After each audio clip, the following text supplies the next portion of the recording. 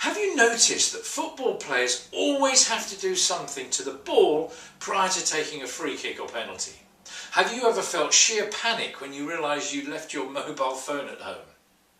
I've discovered that whenever our expectations aren't met, whenever things aren't exactly the way we want them to be, we can feel out of control. Many years ago as a young teacher I made some silly choices when things didn't go my way, such as the children didn't do what I asked. So I shouted at them. Later on in life as a business psychologist I learned to control my unhelpful emotions to achieve a much more positive outcome. We all need control in our lives, but how do we achieve this? Have you ever considered how many choices you make in any one day? One every 2 or 3 seconds. Shirt or jacket, walk or stand still. Do I really want to listen to this old guy? All these choices are based upon emotions and feelings. If we were to distill down the sum total of our choices, wouldn't they all be driven by a deep need to feel good? If you had a choice, would you prefer to feel good or crap? There is a direct correlation between our perceived level of control and our feelings. For example, when there are no traffic jams on our way to work, or the perfect parking space at the supermarket is free, we feel good. The converse can also be true. The more control we believe we have in any situation, the better we feel.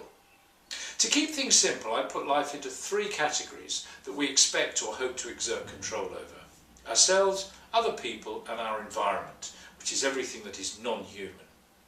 When we believe everything in our world is as we would wish it to be, we are at our optimum control level and we feel secure and confident. When something happens that gives us a sense of having less control than we want, we move away from our optimum control level. As soon as we start to lose control, negative emotions such as uncertainty, fear or panic begin to kick in. When was your last panic moment and what was going on for you then? So how do we deal with these negative emotions? And remember, it is a choice driven by our need to feel good or at least feel better. We need to regain control. And how do we do this? By using strategies that we have learned or devised during our lives. Several things could happen. You could choose a positive strategy such as calming the other person down or taking a couple of deep breaths. You could choose to be obstinate, judgmental or simply a pain in the arse. But be careful of the boomerang effect.